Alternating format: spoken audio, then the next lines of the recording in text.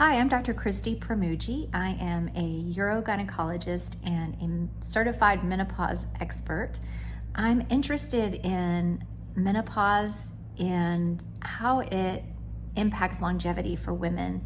Longevity medicine is a new subject in medicine that's getting a lot of attention lately, and most of it is geared towards men. And so we need to also be focusing on how we're going to help women to expand their health span in addition to their lifespan, so that you can live longer but live healthier and enjoy your life more.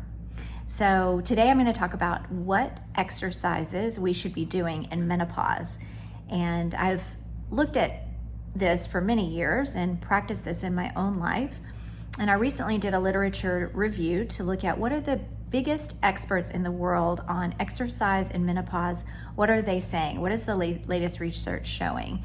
And I'm going to break that down for you today and summarize what are the top exercises that we should be doing as we're going through menopause and beyond. And how do we stay healthy? How do we keep our bodies functioning optimally? You know, I don't believe that aging has to entail a necessary decline. There's definitely an aging process that we cannot entirely thwart, but we can navigate through it in a very healthy way, and we can make our second 50 as good, if not even better than our first 50. I can say my second 50 so far is better than my first 50. I'm loving life where I am right now and enjoying every moment, enjoying my body, enjoying where I am relationally with myself and with God and with my husband and everyone around me. And I think that's possible if it's possible for me, it's possible for anyone. You know, I was the kind of person that did not work out at all, hardly growing up, until I was in my 20s. I started doing a little jogging, a little ultimate frisbee, never went to the gym until my 30s, and reluctantly finally started going to the gym, finally started exercising regularly, I would say in my mid to late 30s. And have, thank God, been able to stay fairly consistent throughout. And I've tried different types of exercise. I've done triathlons, I've done half marathons, but I always tend to go back towards weight training and gym training. So the three experts that I looked at are Dr. Stacy Sims, PhD, Marcia Stefanik, PhD, and Amanda Sardelli, also a PhD. And so these are all very talented women who study these fields and really look at what what exercises are best when we're going through menopause changes. What are the different types of exercise that are best for us when our hormones are changing, our body balance is changing, and we're getting that belly fat, our bones are weakening because of the lack of estrogen. And they all kind of land on the same points. And this is really encouraging to me because this is pretty much what I've been doing, and I feel amazing. And when I don't do this regularly, I don't feel so good. Okay, so the number one thing that these doctors are all saying is for menopause that we need to be lifting heavy. We need to be building up our lifting ability, starting with body weight and build up to heavier and heavier weights, so that ultimately you can lift heavy, where you can do squats with 40 pounds, 50 pounds, maybe even more. You can do deadlifts, you can do lunges with 30 pounds. You can do shoulder presses with 20 pounds, bicep curls, 15, 20 pounds, really lifting heavy. That's a goal. You know, most people are going to start much lower than that and then build their way up. But if we can do that, that's going to do a few things. It's going to build up muscle, which is the number one anti-aging organ in the body, by the way. Muscle helps control your glucose metabolism. It increases your overall metabolism. It maintains your strength and your balance, so you're less prone to fall.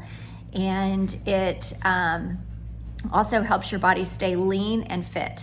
So muscle is very, very important to build that up and keep it built up. Okay, number two is HIIT exercise. So going for long, slow jogs is not really the best for us anymore.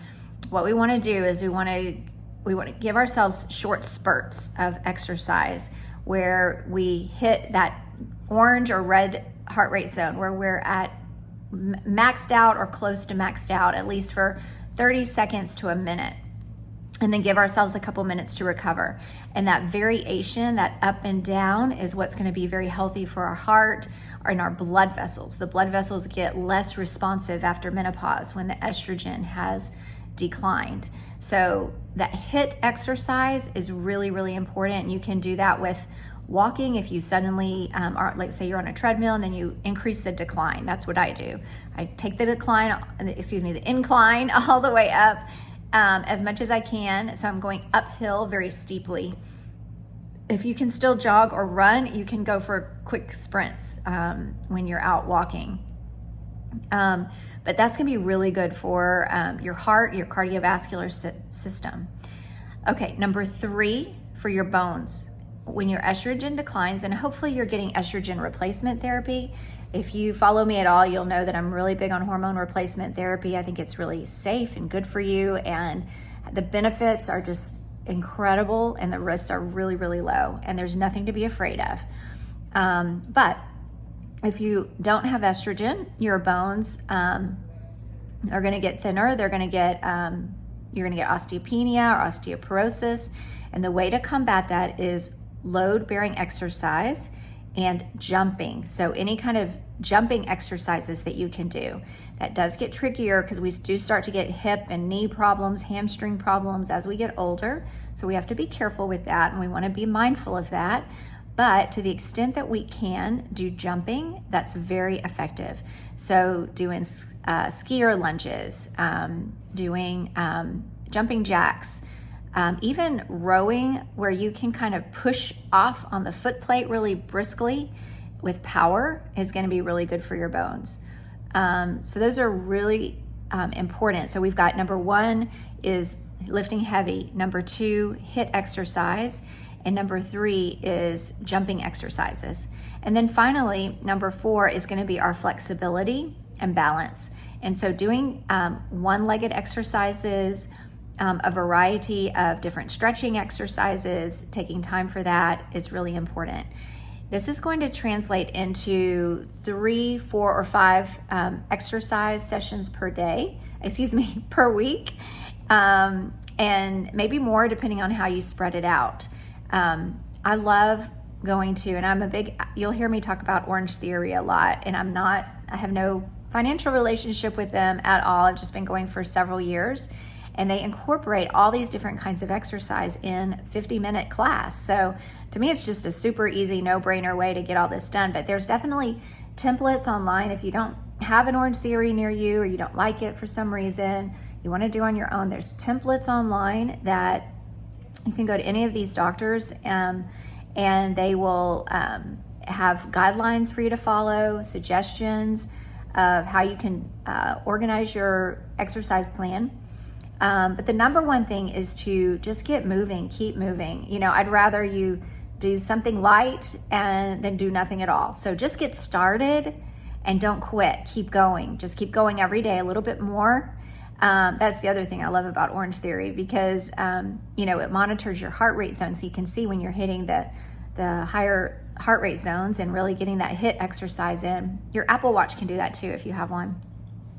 But I'll go into Orange Theory and I will feel like, okay, I don't really feel like exercising today, so I'm just going to kind of do it halfway and just be glad that I'm here.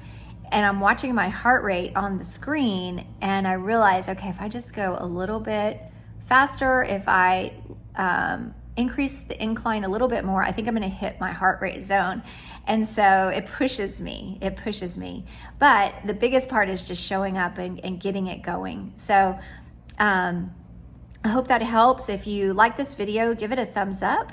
If you have any questions, comments, I'd love to hear them. And please subscribe to my channel, and I will bring you more great content. Have a great day.